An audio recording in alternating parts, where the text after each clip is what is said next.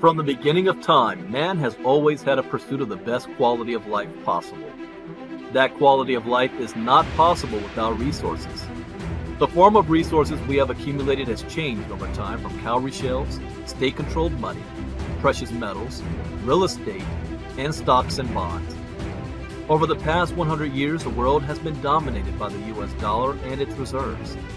But everything that has a beginning also has an end. A new financial revolution is upon us with the emergence of a digital economy. The way we earn, spend, and accumulate resources is fundamentally changing. A new asset has appeared that the wealthy have overlooked. Bitcoin has become the best performing asset of the past decade by far. With only 21 million ever in existence, there are more millionaires and billionaires in the world today than there are Bitcoin. Just by holding 0.25 Bitcoin today will put you in the top 1% asset holders in the world in the next 5 to 10 years. If you would have invested $100,000 in Bitcoin in 2013, today it will be worth more than $15 million. Bitcoin billionaire Raoul Pal says, Bitcoin's performance is so dominant and so all-encompassing that it is going to suck in every single asset narrative dry and spit it out. Never before in my career have I seen a trade so dominant that holding any other assets makes almost no sense. This is not an industry you can afford to ignore. If you want to remain in business, then you must adapt. Are you offering services in Bitcoin? Are you accepting payments with digital currencies? Have you adopted blockchain technology? Blockbuster Video at one point was the most dominant video service in the world. They had the opportunity to be part of Netflix, but they ignored the changing technology. Where is Blockbuster today? Where will you be tomorrow?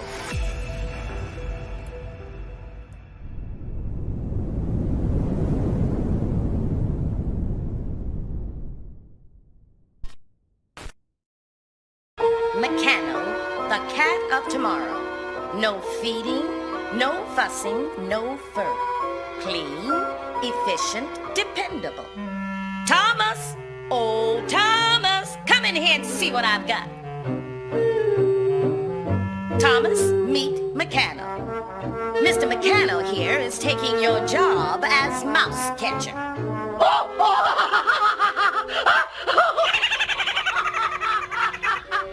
Are you through laughing, Tom? Then watch this.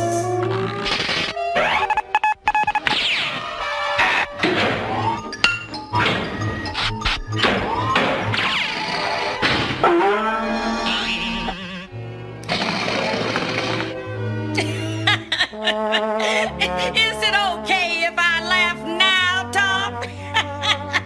That's how it is, Tom. Progress. The machine age and stuff like that.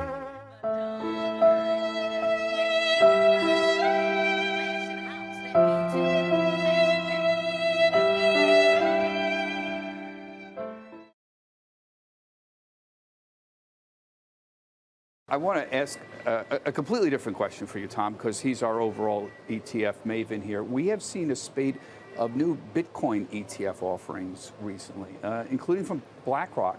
Even though everybody knows the SEC and Gary Gensler is completely hostile to the idea, and everybody said, well, they're going to say no to a Bitcoin ETF, just like they said no to everybody else. But I'm wondering why now? What does BlackRock think they're going to get out of this effort? You can't get away from your favorite subject here, can you? People ask me about it, and I don't have an easy answer for it. I always think I'm missing something here. I think you're right. I think your sniffer usually I'm missing something? No. I think you're onto something. I think your sniffer's always really pretty good, Bob. If BlackRock all of a sudden has filed for a Bitcoin ETF that's not futures based, it's spot Bitcoin, okay? And Gensler said, no way, that's not going to happen. But at the same time, they're bringing together some pretty good partners from a custody standpoint. They've got Bank of New York Mellon. They've got Coinbase. Right. They've got an agreement, a surveillance agreement with NASDAQ to help with the security aspect of it. So they're trying to show the SEC that they're putting all the safety provisions in place to give them the confidence, to give them that acceptance of their application. I think the big thing we know, as Gensler said, we're not going to do anything there unless we have the exchanges regulated, and Coinbase is not regulated. But that's my question. Do you think this is going to change their mind? I can't without the clear regulatory authority, and they're not getting a bill through Congress. So now he's just resorted to essentially suing everybody. He's trying to regulate essentially by filing complaints. Yeah. I don't see how this changes. If anybody can get it done, would you bet against BlackRock? No. You know, they're the behemoth, right? They're the. That's why I'm thinking. I still don't quite get. Yeah. How are they going to change his mind? I mean, if they can partner with Coinbase and say, look, you agree to get regulated, what would that do to your business? Imagine institutional investments, just 1% allocation to Coinbase, and what that would mean. We're talking about a lot of money. Yeah. So there are a lot of people like you that are saying, is this finally the time? Is it going to happen? We're going to follow this very carefully, folks, because, again, they're not going to waste their time. Yeah. Trust me, BlackRock isn't, if they don't think they have some chance of doing something here.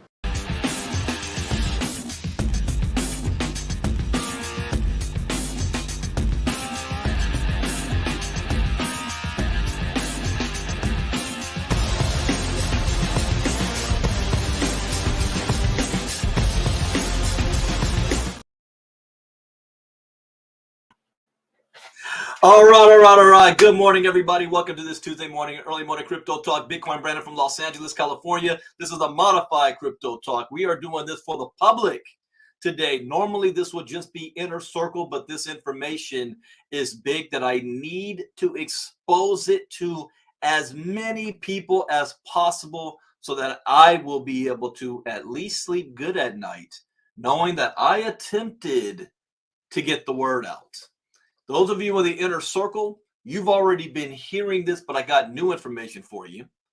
And those of you not in the Inner Circle, I'm going to give you a taste of what we've already been studying and why you want to be in the Inner Circle. It pays to be in the Inner Circle. So what's got me fired up today? Well, I woke up this morning and I was about to do our regular Crypto Talk for my Inner Circle, and we had some great topics to cover. For example, we were going to be talking about blockchain, how blockchain could authenticate AI as crypto starts to rack up court victories. We're going to talk about what will be the next target of the SEC's enforcement regime? Who are they going to go after next? Also had BitGo, Swan unveils plans for Bitcoin-only trust company.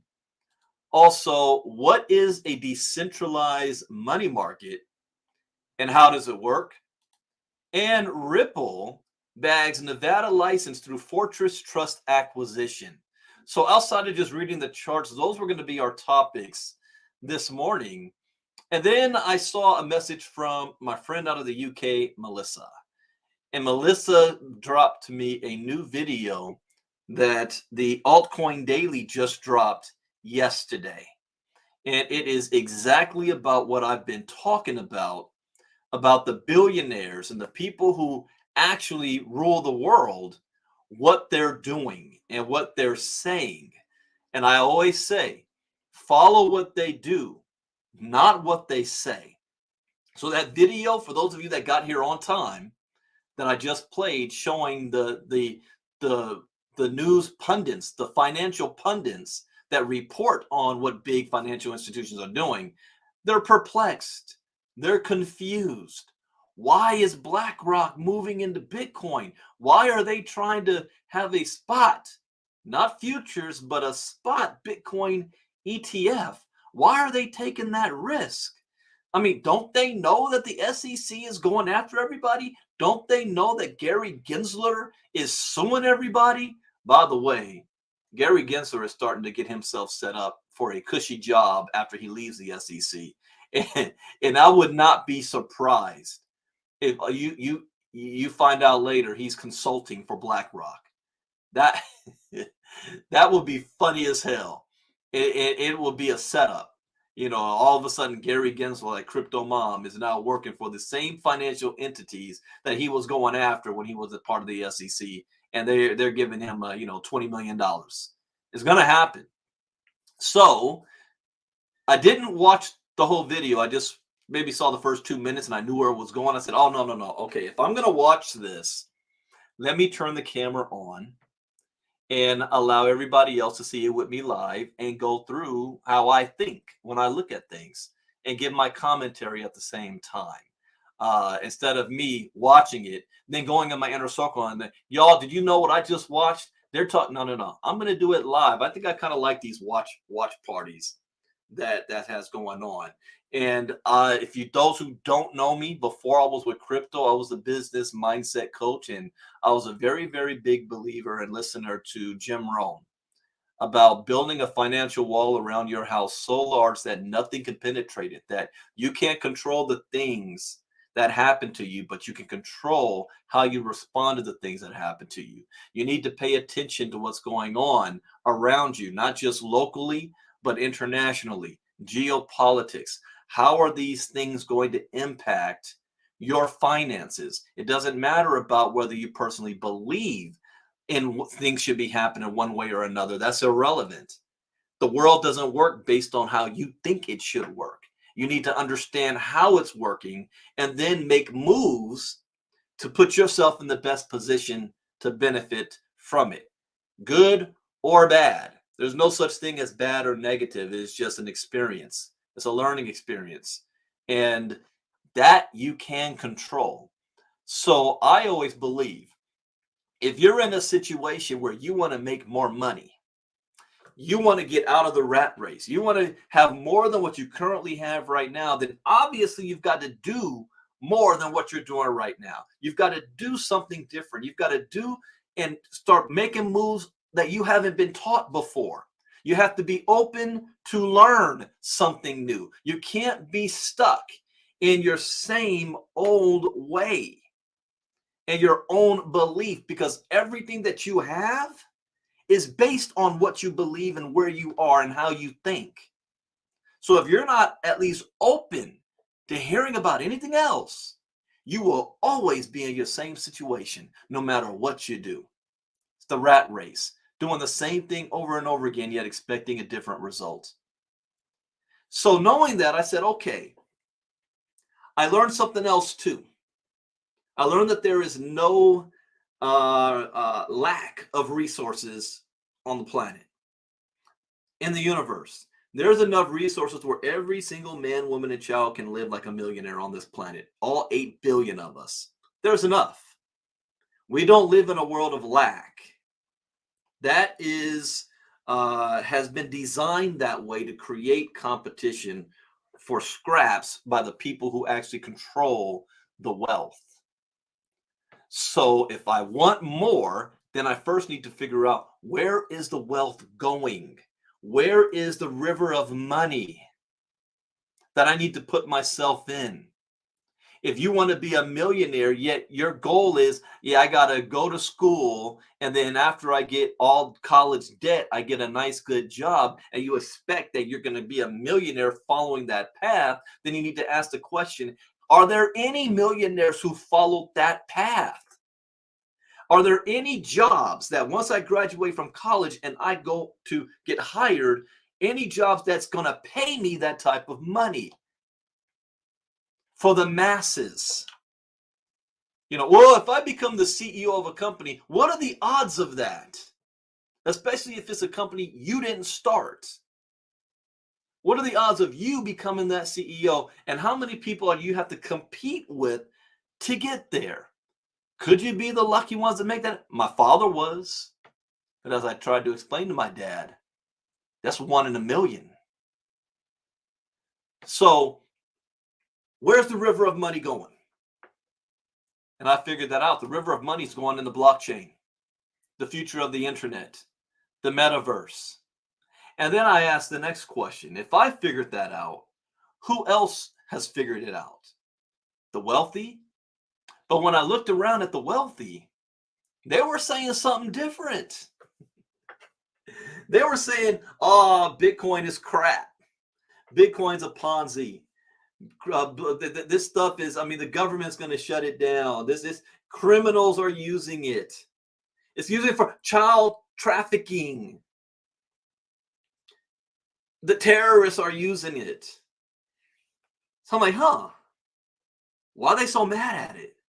Banks all against it. And I was hearing that from 2010 to 2016. And during that time, I actually listened to all that BS. I'm like, yeah, man, ain't going nowhere. I mean, it's monopoly money. It's not, I mean, cash is king. It ain't going nowhere. And then I heard Bill Gates in 2016 all of a sudden said, Bitcoin can't be stopped. And then I started seeing all these millionaires popping up around over this Bitcoin thing. Then I saw Bitcoin went from 100 to 1,000 and then back down again. Then I bought some Bitcoin. And I flipped it from $640 to $870, and I sold it, which was the stupidest thing in the world. But then I started hearing Charlie Munger and Warren Buffett. Bitcoin's rat poison squared. But then he turns around and spends $500 million on fintech banks. Really? Then I went to my very first blockchain expo in London, and I noticed that it said blockchain, fintech, artificial intelligence. So what exactly are these millionaires and billionaires doing? And that's before I even have my aha moments. That blockchain technology is going to disrupt every single industry on the planet, whether you like it or not, believe it or not, trust it or not. Your opinion of it is irrelevant. And then I started to see some parallels between the internet in the 90s and blockchain today. And what critics were saying about the internet in the 90s, like David Letterman making fun of Bill Gates. And then I realized back then too, I remember I was a teenager. Teenager and then early 20s. I remember not understanding what email was. And then I remember the first movie that came out said, "You got mail." What's that about? You got mail. Why would somebody send an email? I was still writing letters to my girlfriend because we couldn't afford long distance telephone. But this thing called email? And then businesses were like, commercials starting to have www, World Wide Web, take a look at us after the commercial. Why are they doing that? Then people will start going to Blockbuster, and next thing you know, it's all about Netflix. And then businesses realize, if we don't have an internet presence, we're not going to have a competitive advantage in business. So whether we like it or not, we better be on the internet. And then you fast forward to what the internet looks like 15 years later, 20 years later. Same thing's going to happen with the blockchain. Businesses are going to realize if we don't have a digital presence, if we don't, not internet presence, but digital ownership on the blockchain, if we aren't positioned to be doing financial transactions that can happen instantaneous with the blockchain, we're not going to have a competitive advantage. Common sense was telling me this, not some Facebook internet keyboard warrior. And then I said, let me start listening to what these millionaires and billionaires are saying. But they still were being negative about it. But then their businesses were doing something different. Bank of America had 70 patents on blockchain technology at the same time as they were shutting down anyone who had a business account that used that business account to buy Bitcoin. They'd freeze your account. But then they had 70 patents on blockchain technology. They're saying one thing and they're doing something different.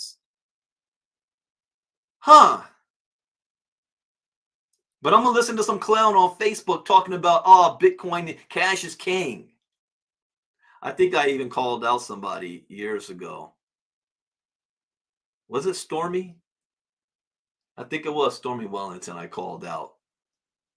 And I love Stormy, but she had said some foolishness one day. And I had to call her out on it.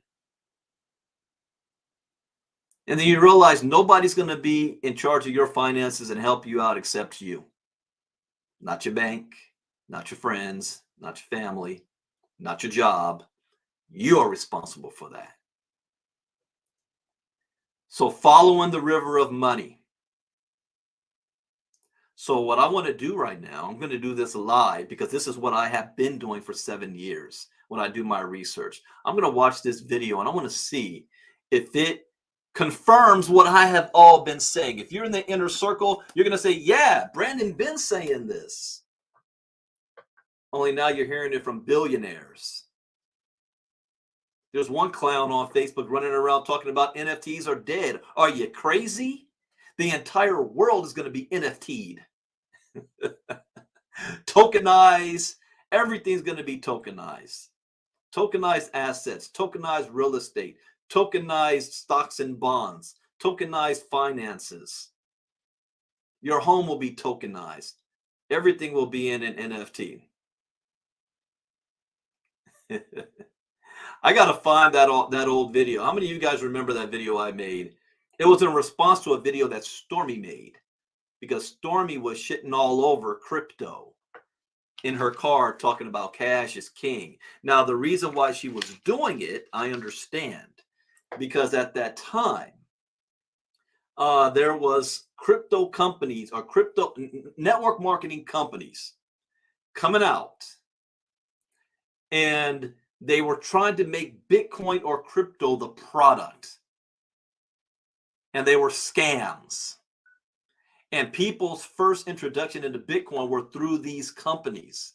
So the businesses that she had in network marketing, people in her team were starting to get involved with these things and were starting to talk to other people in her downline about these things. So it's not necessarily that she was trying to shit on crypto. She didn't understand it, but she wanted to stop the foolishness of people running to these scam opportunities. But since she invoked crypto, I still had to call her out on it.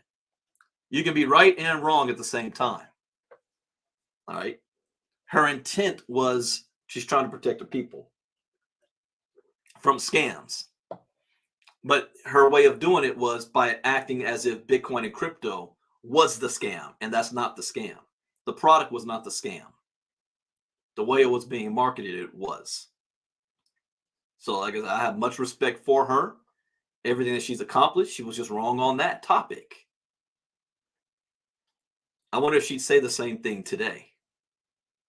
I don't know. She doesn't seem that type of person that would backtrack on something she said. But fast forward to today, and I'm going to play this video. And I'm going to watch this video with you guys so I can stop, pause, and rewind it at certain points. Like I said, this is a modified crypto talk this morning. I'm actually hyped up. I'm very excited about the position we're in. I always believe in it's not about accumulating tokens or coins. It's about getting yourself positioned and invest in businesses that is taking advantage of this blockchain technology. And after our showcase this last Friday, I'm very excited about where we sit today. So let's go ahead and play this and let's see what we can gain. Now, again, this is a clip from Altcoin Daily. I am streaming on YouTube. No copyright infringement intended, period. I do not own the rights to this or anything. All right, let's go. 18, we told you to invest in Bitcoin. BlackRock told you to stay away from Bitcoin. This is CEO Larry Fink lying to you about BlackRock's interest in cryptocurrency. Is it true that you're building out a cryptocurrency capability? All right, let me remind you guys, for those of you who have never seen a watch video with me, I am very big on body language. I read body language more than I read what's coming out of somebody's mouth. And that actually, the reason why I started doing that young, because I was born with chronic ear infections. And I even lost my hearing in my left ear when I turned 40, 7 years ago. So when I was young, I learned to read lips and read body language to understand what somebody was saying, because I didn't understand how to express. I don't know what you're saying. It's weird. It's like how a kid compensates for a deficiency. So I am very big on body language. And When I look at his body language, he can't hide it. There's certain people that don't have poker faces. You know, they can't hide how they feel it. He is one of them. He can't, no matter what he says, whether he's for crypto or against crypto, he can't hide it. So I'm going to highlight some of these things as well. So the first question about crypto, his mouth is saying one thing and his body is saying something different. He's lying. So let's back up. Interest in cryptocurrency. Is it true that you're building out a cryptocurrency capability?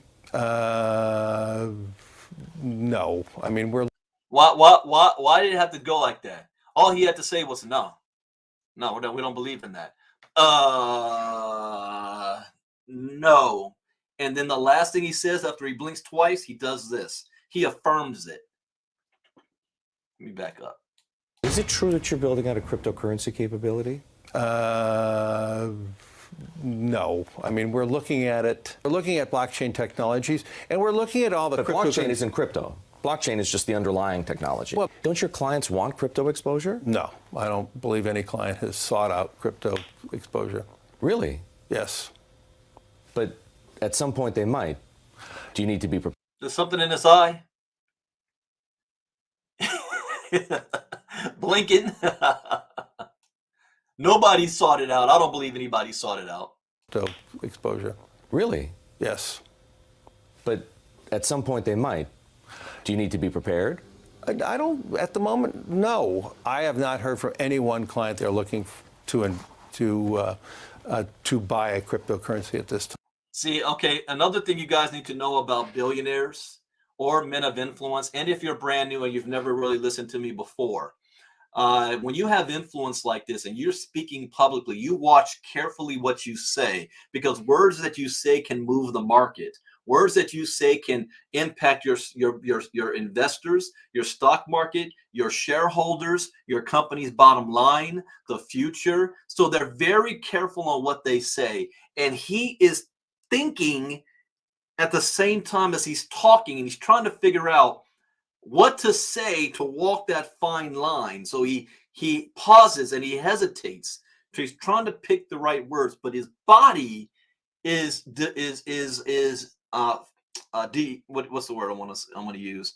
His body is going against him, is betraying him. That's the word. So just watch carefully. Crypto exposure. Really? Yes. But at some point they might. Do you need to be prepared? I don't, at the moment, no. I have not heard from any one client they're looking to buy a cryptocurrency at this time. But right now, I can tell you it. I just caught some. I didn't even catch that the first time I said it. He's careful here. BlackRock is looking for a Bitcoin ETF, exchange traded fund, which means their clients are not actually buying Bitcoin, but they're able to invest in positions of it. So they can make money off of it without having the inherent risk of owning it. So he uses word carefully. He didn't say, he said, we don't have any clients looking to buy Bitcoin. None of your clients are buying anything. So he legally told the truth. But if he said invest, he'd be publicly lying. So he didn't use he was about to say that. And he went back and said, buy Bitcoin. That wasn't the question. I didn't catch that the first time. This is why I watch this stuff over and over and over again. No, I have not heard from any one client they're looking to You see, he was about to say invest. And he stopped. Hold up. At the moment, no. I have not heard from any one client they're looking to buy a cryptocurrency at this time. But right now, I can tell you it worldwide. I have not heard from one client who said, I need to be in this. Larry Fink lied to you about Bitcoin and cryptocurrency while he made moves behind the scenes. Reminder, this is Larry Fink just 5 years later. And as I said, I do believe a lot of crypto is an international asset. It has a differentiating value versus other asset classes, but more importantly, because it's so international, it's going to transcend any one currency and currency valuation. If you just look at the value of our dollar, how it depreciated the last two months and how much it appreciated over the last 5 years, I mean, an international crypto product can really transcend that. And that's why we believe there's great opportunities, and that's why we're seeing more and more interest. And that interest is broad-based worldwide. We knew What changed in 5 years that he's publicly saying that? See, another thing that I learned about billionaires too is by the time they reverse on what they've been saying, they've already built their foundation. They're ready to move forth. They're not afraid of leaking information to their competitors because you keep things to your chest. You don't want your competition to kind of know what you're doing until it's too late. So at this point, they already have the game plan, the roadmap, and it is being implemented. And now he's shilling it publicly. He's getting the word out publicly because he knows when he speaks, the others are going to start to move, figuring out, wait a minute, BlackRock's making a move. Why? And we better do the same thing. Fidelity, everyone else is going to follow suit. But it's too late by this point. Well, it's not too late for them, but the fact that as being a leader it is because BlackRock is already leading the way. So now you see a difference in his behavior. That's why we believe there's great opportunities, and that's why we're seeing more and more interest. And that interest is broad-based worldwide. We knew this would happen. I told you this would happen. And doing one thing while saying another, it's kind of par for the course for these Wall Street types. On September 12th, Jamie Dimon says Bitcoin is a fraud. He says he'll fire any one of his traders buying Bitcoin. This is September 12th. 2017.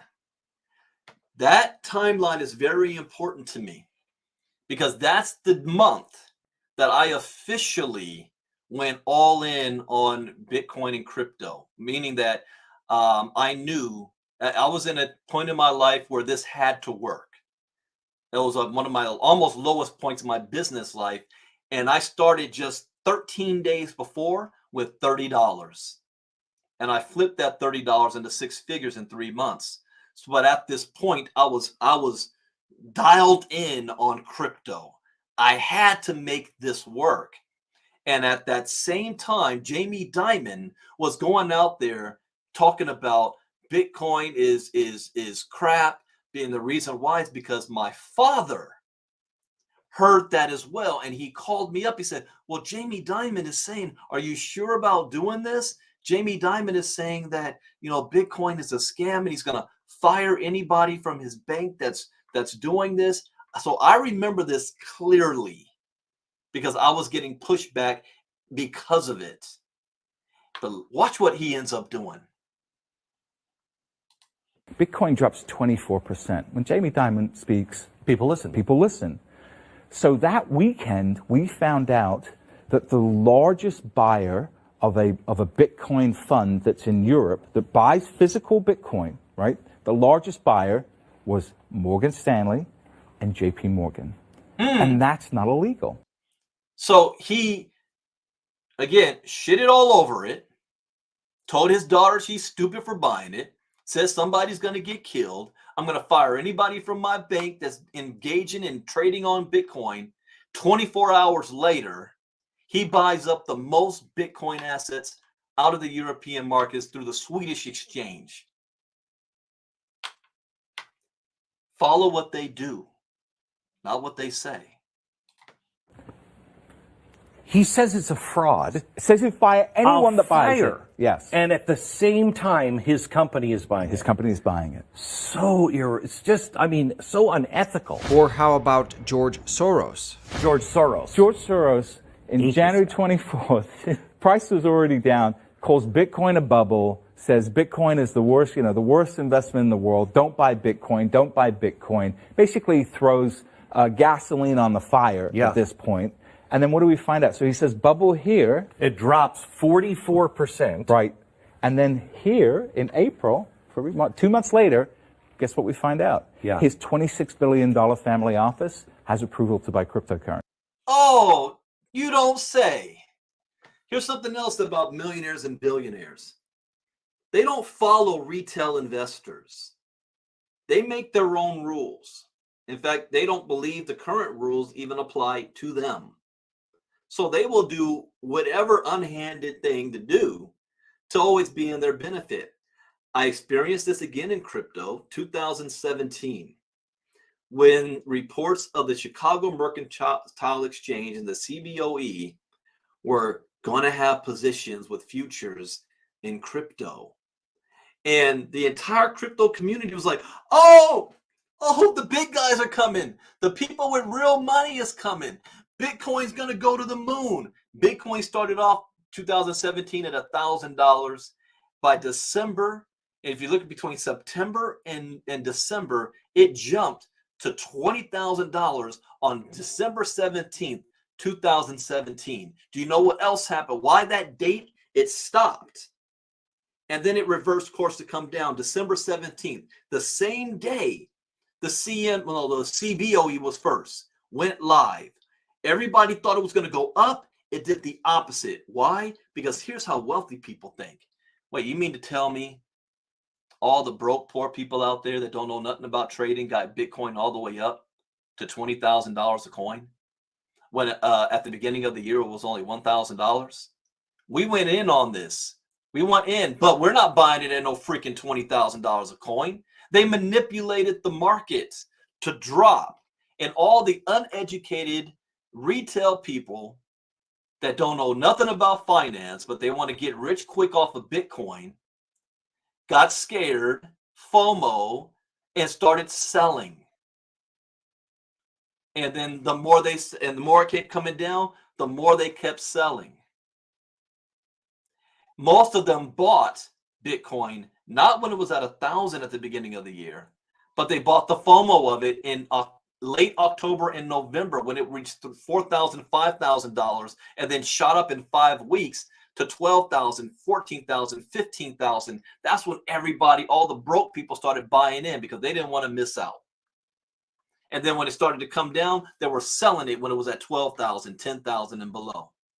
See, rule number one, you buy low, you sell high. You don't buy high and sell low. So the big boys shook the tree. All the uneducated people sold their crypto, and then they swooped in and bought the dip.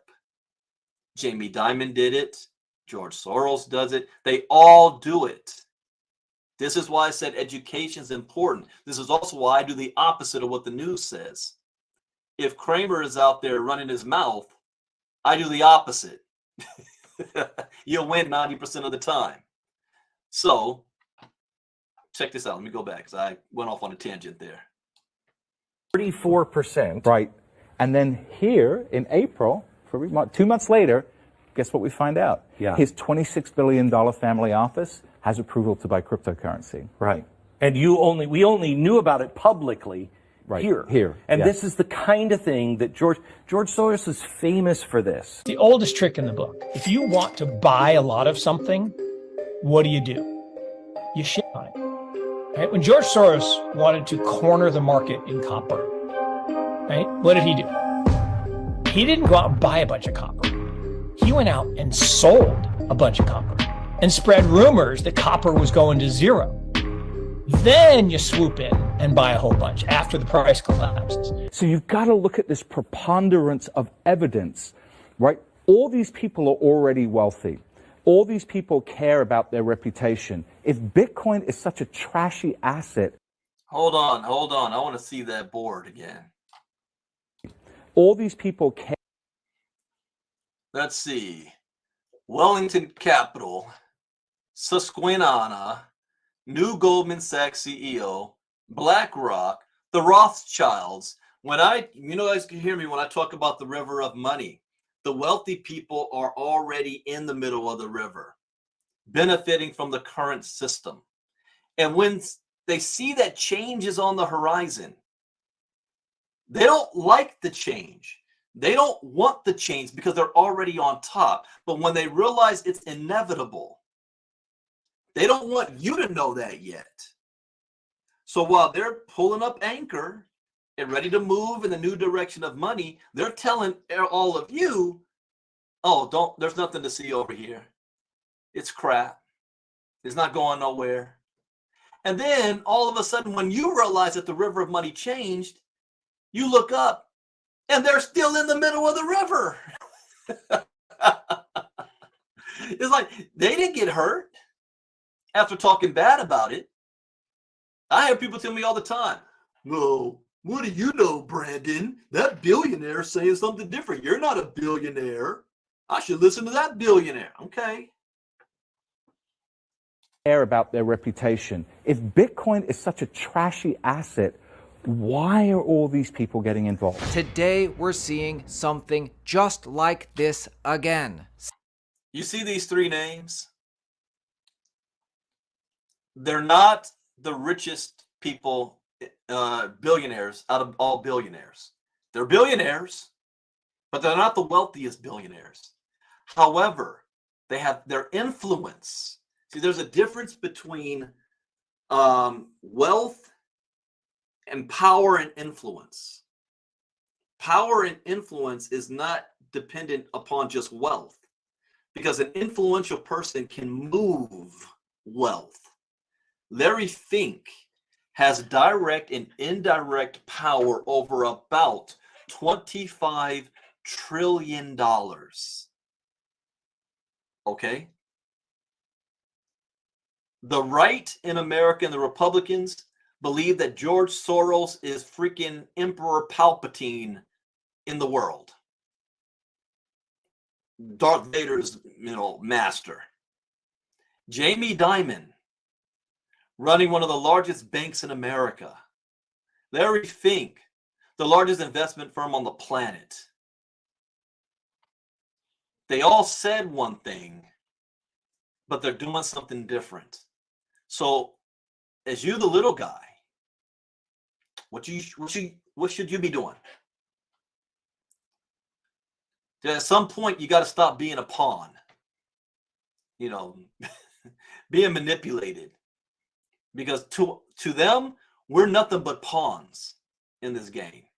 Today, we're seeing something just like this again. See, you may think that Bitcoin and cryptocurrency is dead, or dead in America, or about to get severely wounded, because that's what they want you to think. Except this time, they can't hide what they're doing in the background. I'm talking about this Citigroup news. Citigroup debuts token service in latest foray into digital assets. Your company this morning announcing tokenized deposits using blockchain technology. What exactly are we talking about here? This morning we announced Citi Token Services for cash and trade that we've done live pilot transactions. So truly future-proofing Citi's infrastructure with tokens. So really excited to be here and share the details. Hey, join us at Bitcoin Amsterdam October 12th and 13th. This is an epic Bitcoin conference. Use code AltcoinDaily, 10% off tickets. Get this ticket or get this ticket. Ticket prices increase as we get closer to the event. So many awesome speakers are being added every single day. Use code AltcoinDaily for 10% off. Hope to see you there. Citigroup's new offering turns customer deposits into digital tokens. Pilot program focuses on trade finance and cash management. This sounds good, right?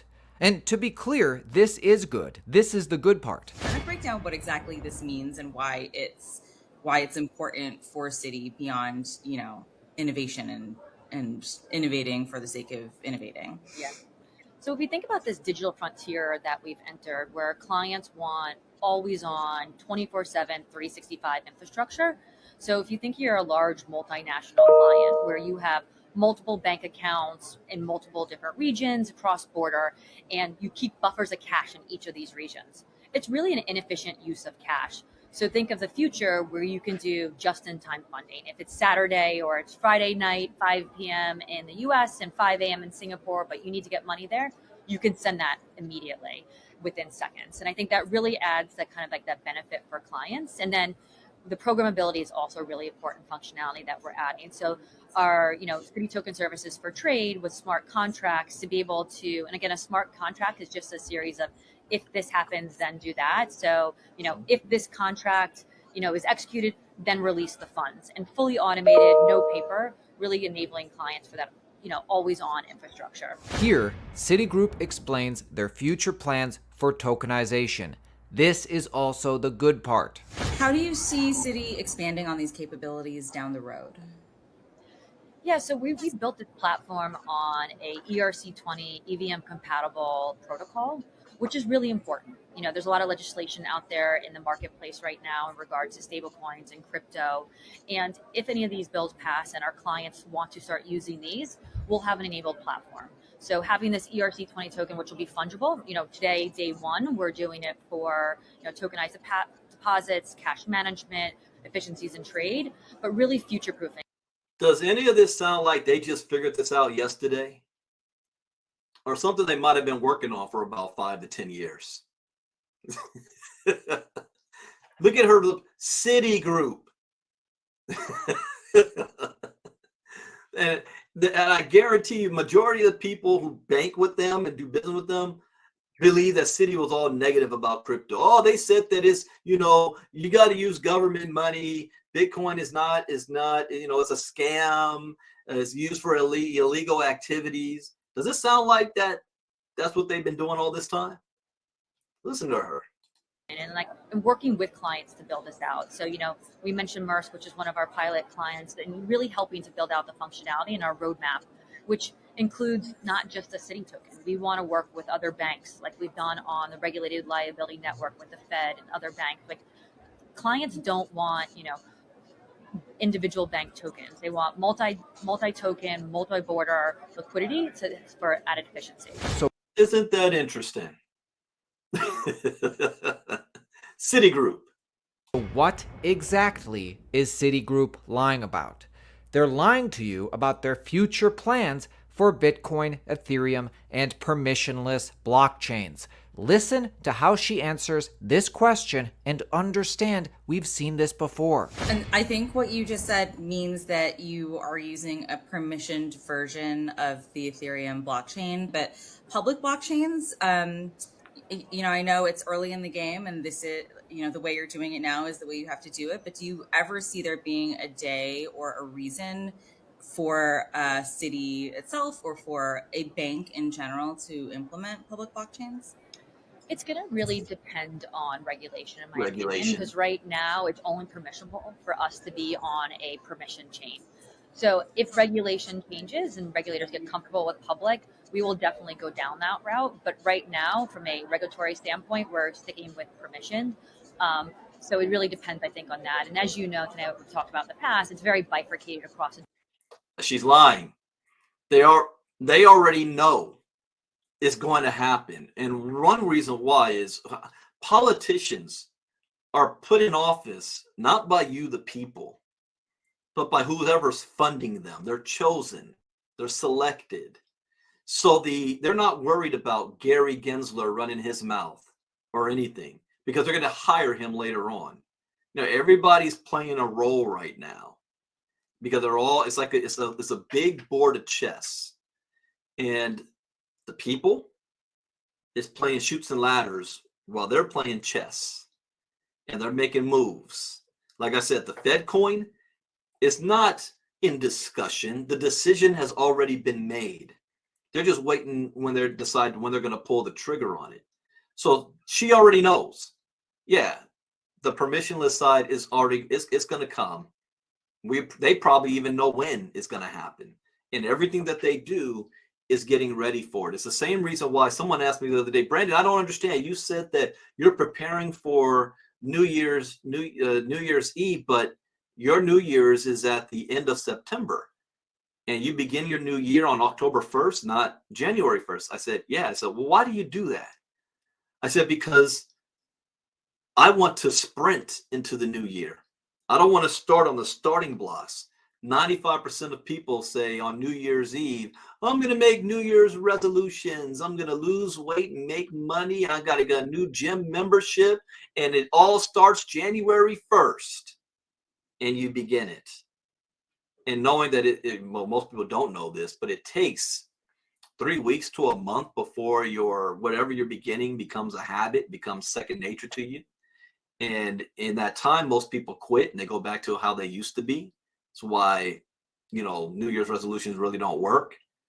For me, on the other hand, if I begin my new year on October 1st, I'm giving myself 3 months to develop new habits, to have momentum going. So when January 1st comes in and we flip that time over to the new year, I'm already in momentum going into the new year. Businesses operate the same way. They're not going to wait for all of a sudden regulation to be there to say, all right, guys, regulation's here. Now let's start to build it out. No, they are already building it out first so that when the regulation drops, they're already full speed ahead. The other video I played the other day has Larry Fink saying, and we are leading the way. Jamie Dimon, last time I did the crypto storm is coming, what does the quote say? That there's a financial hurricane on its way. And regardless, guess what? We are prepared. We are ready for it. You don't get ready for the hurricane the day it lands. You got 3 or 4 days head notice that it's coming. What are you doing in those 3 to 4 days to prepare? It's like I learned this skill as a kid with that Disney cartoon about the ants and the grasshopper. When the sun is out and shining and everything, the grasshopper wanted to play, but the ants were busy working. And then all of a sudden, when the weather turned and there's no more food and then the weather's bad, the ants are partying because they got a harvest set up to survive that storm. And the grasshopper's hungry because now he's trying to look for food and there's no food left. How are you living your life right now? Are you waiting? Even in my business, I hear people, when the game launches, then I'll get involved. when this happens, then I'll get involved. That's how most people live their life. It's easy for you to say, Brendan, when I make money, I'll do that too. No, I had that thought before I started making money. I started doing these moves before I made money. That's why I'm making money. All right, let me keep going. I'll go off on a different tangent. We're almost finished here with this. Different regions, right? Between the US, EMEA, Asia, the different regulations coming out in this space. So it'll be, I think, more to come kind of in the future on that. But, we're making it where we are future-proofing our system, that if that does happen, we can move to a public chain.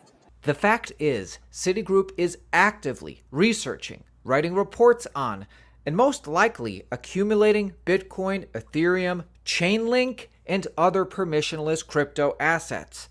They're all doing it. All of them. And just like back in 2018, we're here to shed light on the truth. Subscribe to Altcoin Daily. We post one video every day, keeping you informed on the entire cryptocurrency market. All right. Now, after showing all of that, I am going to play one more video. Now that you see this, you see what's going on, I'm going to go back to Larry Fink because this video is important. Brandon, you play this all the time. I watch this video at least once a day. Once a day. Let's see. Because when somebody that can control $25 trillion is making moves and you're trying to make money, you need to pay attention. So let's go back to Larry Fink. That you're building out a cryptocurrency capability? No. I mean, we're looking at it. We're looking at blockchain technologies, and we're looking at all the But blockchain isn't crypto. Blockchain is just the underlying technology. Well, don't your clients want crypto exposure? No, I don't believe any client has sought out crypto exposure. Really? Yes. But at some point they might. Do you need to be prepared? I don't, at the moment, no. I have not heard. That wave right there he was signaling to the dude to basically shut up. You're doing too much. You asked the question, I answered it. You're not supposed to follow up. It should have, as far as he's concerned, after that first question, it should have been gone. Right. Yes. Right. Don't your clients want crypto exposure? No. And we're looking at all the.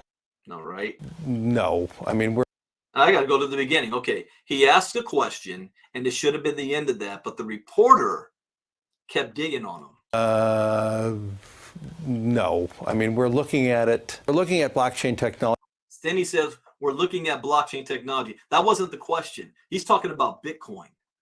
And we're looking at all the But blockchain isn't crypto. Blockchain is just the underlying technology. Well, don't your clients want crypto exposure? No, I don't believe any client has So now he asks a second question, and he's still pushing. Let's go. sought out crypto exposure.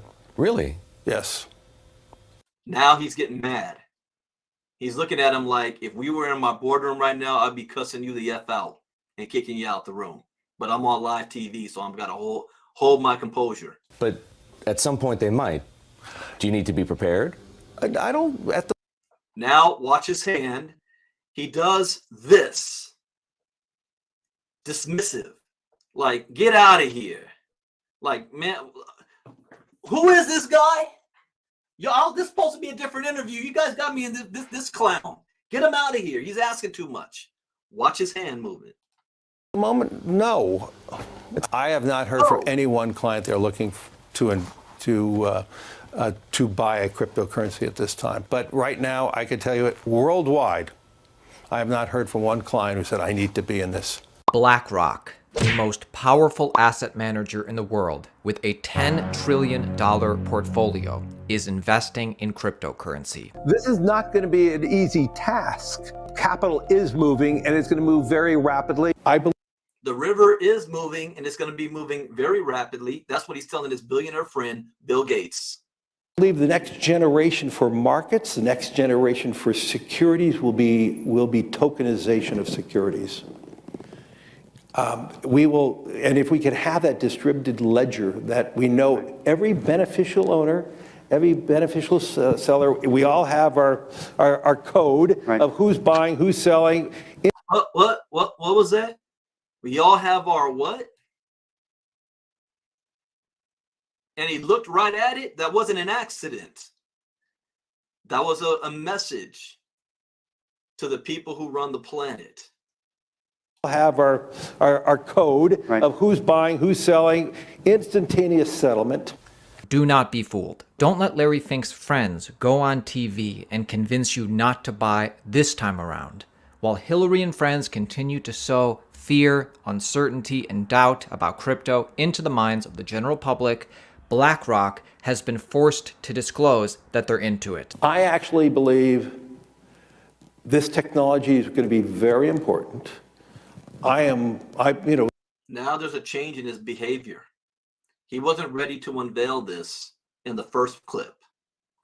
Now look at his body language. He's sitting back. His legs are crossed. His shoulders are down. His head is kind of elevated. He's speaking with his hands. He's confident.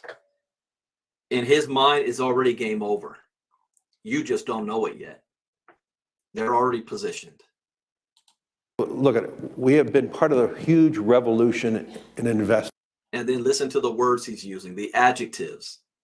He didn't say we're part of a huge movement. We're part of a new trend.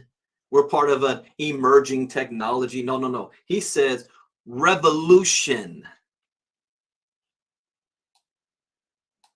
Look at it. We have been part of a huge revolution in investing through ETFs. We believe that ETFs will be changing the whole way we invest. Many people still use it as a means, people are investing it for indexing. He used a code again when he said many people. Especially since I've lost hearing, I need to actually learn sign language. I think that's a skill set that will benefit me later. But I'm reading his sign language right now and who he's talking to.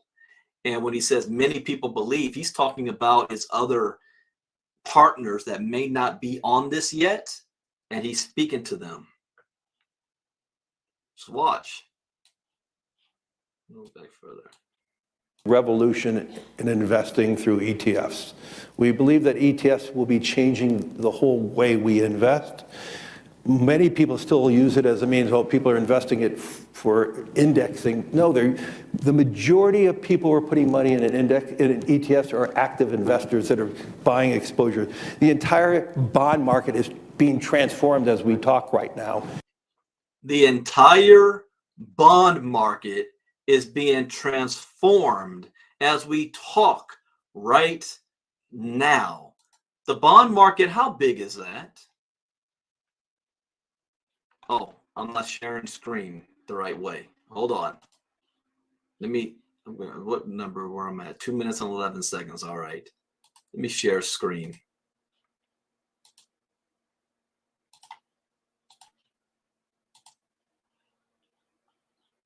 Oh, not crypto bubbles. Wow, where is it?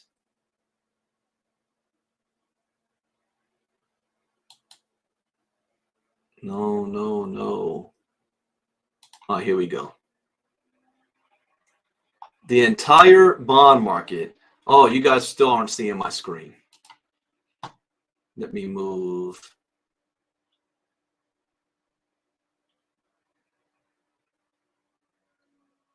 Yes, yeah, you see my screen now. Okay. All right. This is crypto. This is Bitcoin. This is crypto's money. And then let's get to where the bonds are.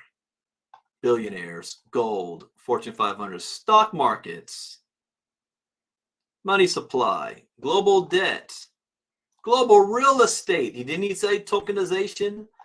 Global wealth, derivatives. Oh my gosh, derivatives has just exploded. So let's go back to the stocks and bonds.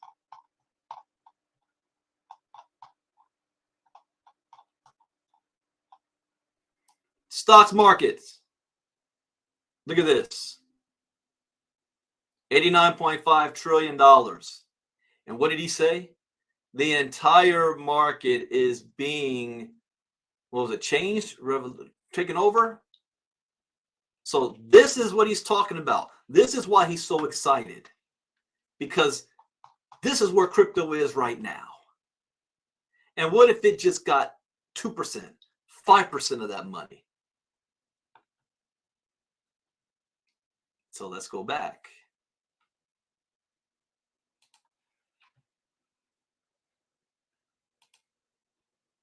To the video. I believe the next generation buying exposure, the entire bond market is being transformed as we talk right now. I believe the next generation for markets, the next generation for securities will be tokenization of securities. We will, and if we can have that distributed ledger that we know every beneficial owner, every beneficial seller, we all have our code of who's buying, who's selling, instantaneous settlement. I mean, the transformation, think about it, instantaneous settlement, bonds and stock. No middlemen. We're going to bring down fees even more dramatically. As for me, I don't have to vote on any shares anymore because the beneficial owner will do all the voting. And by the way, this isn't the first time he's said this. Larry Fink has been vocal on this. This is one of the reasons why I'm focusing on the whole idea of blockchain for security. The reason why I'm focused. What does a billionaire focus on? You know, what is a billionaire's day like? Are they on the beach 24/7? No. In fact, they don't actually like that. When they're on beaches and vacations, you know, they've already done that so many times. They can't wait to get back to the office. You know. So what is a man who controls $25 trillion focused on? He's telling you what I'm focused on. Vocal on this. This is one of the reasons why I'm focusing on the whole idea of blockchain for securities. Blockchain for securities is his whole focus.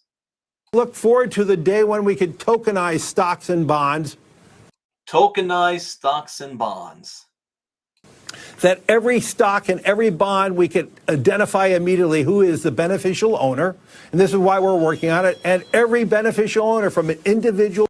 He said, and this is why we're working on it.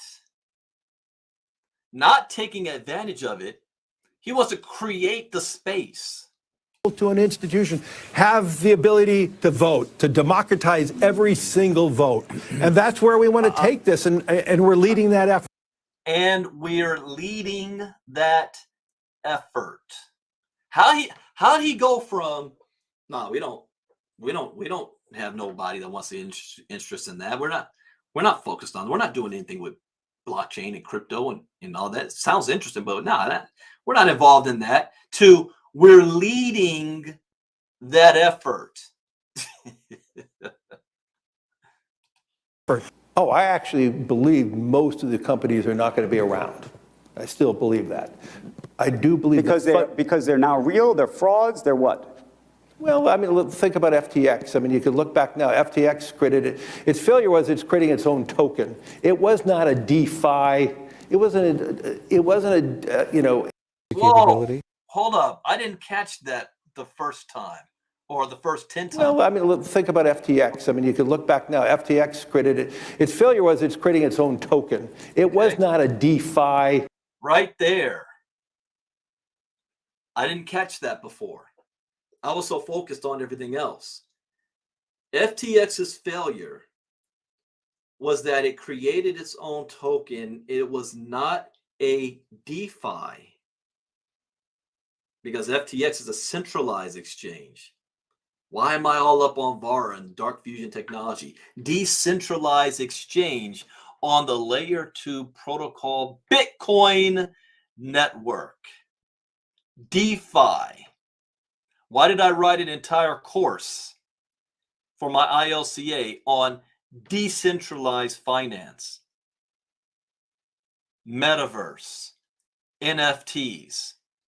Because Jamie Dimon, Bill Gates, Mark Zuckerberg, Larry Fink, they all are moving their businesses in this direction. And he just said it right here. FTX's problem was that it was not DeFi. I missed that before. Look back now. FTX created its failure was it's creating its own token. It was not a DeFi. It wasn't a ledger that was open to the world. It was a closed ledger. Right. It was not distributed. So the whole foundation of what crypto is, it's supposed to be distributed. Wait. So now you're educating us on crypto? When that happened? Who are you, Satoshi Nakamoto now? A few years ago, you're like, I don't know nothing about it. Now he's like, hey, this. The whole purpose of crypto is really? Did you just discover that, or did you always know that? That is like me knowing what I know, going back to 2017, but saying I'm not going to do crypto talks. I'm not going to create ILCA. I'm just going to use this knowledge and see how I can enrich myself. In fact, I might lie to everybody else about crypto while I do the opposite. Let me listen to this again. A ledger that was open to the world. It was a closed ledger. Right. It was not distributed. So the whole foundation of what crypto is, it's supposed to be a distributed ledger that is across the system.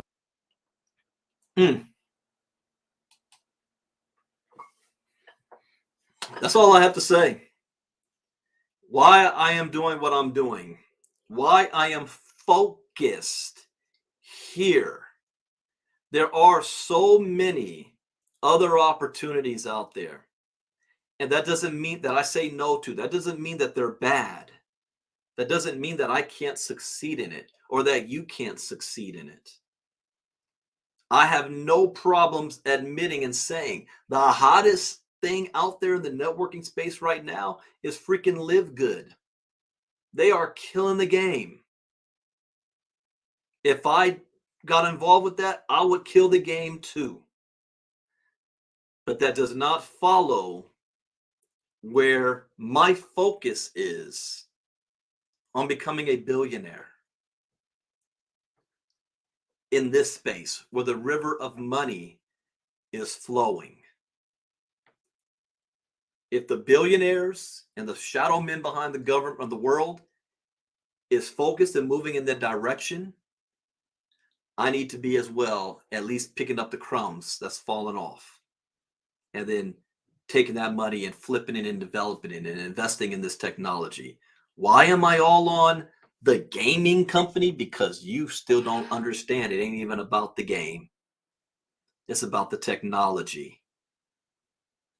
Being there first. That's why I'm all over Vara and why I came out of retirement. So that is all I had to share for today. I told you I wanted to do a modified crypto. Thank you, Melissa from the UK, for dropping that video this morning. Because that falls right in line with everything that I'm already working on and talking about. Yeah, you're right. He was shooing the interview off. He was like, get out of here. Probably when the cameras shut down, he was probably like, he cursed that dude out. It was like, hey, don't ever ambush me like that again.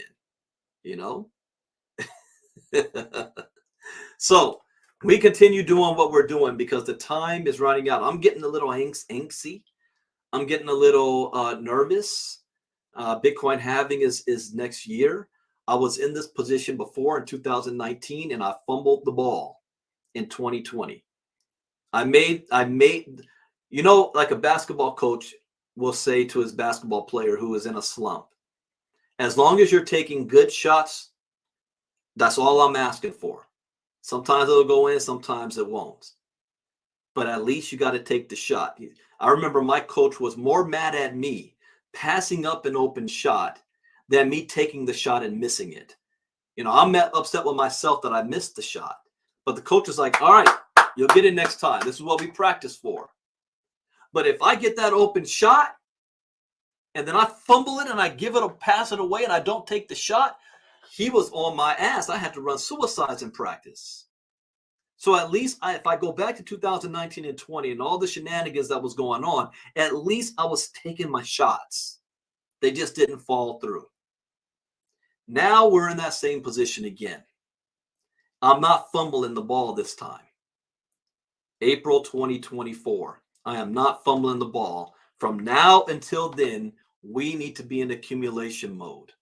We need to accumulate as much as we possibly can, as best you can. You don't have to be involved with what I'm doing. You can make a boatload of money and live good, but what are you going to do with that money? You take that money and you build your bag on the crypto side. Get crypto educated so you know what to do with the money once you make it. Whatever you're doing, I don't care. But we got a short window of opportunity. And after that, really, the next 5 years, and then the gold rush will be over for most people. We only have 5 years before the gold rush is permanently gone. And it will be a rich man's game after that, and everybody else will just be puppets. What are you going to do with it? All right, that is it. My Diamond class members, for those of you who actually want to be in the inner circle, because the inner circle is not shocked by anything I'm saying right now. We talk about this every doggone day to our inner circle. But if you want to be in our inner circle and part of our community, go to ilcasecrets.com/sales page. Join our inner circle. It's only $49 a month to be in our inner circle to get this information. Tonight I have a diamond class. We are doing, I think, we've got NFTs tonight. We're still on NFTs. Oh yeah, we're doing strategies in NFTs and fashion. Last week we did NFTs. So we got strategies in NFTs and fashion tonight. And tomorrow I will be doing a Vara International presentation at 2 p.m. Eastern, 11 a.m. Pacific. That's tomorrow. An international presentation. And I'm looking forward to that. And then I'm back to Inner Circle Crypto Talk tomorrow morning. So tomorrow morning we'll get back on point with our inner circle in our lessons. So I hope you guys have an enjoyable day. Hope you learned something new. I'll see you all next time. Take action. Bitcoin Brandon out. Bye-bye.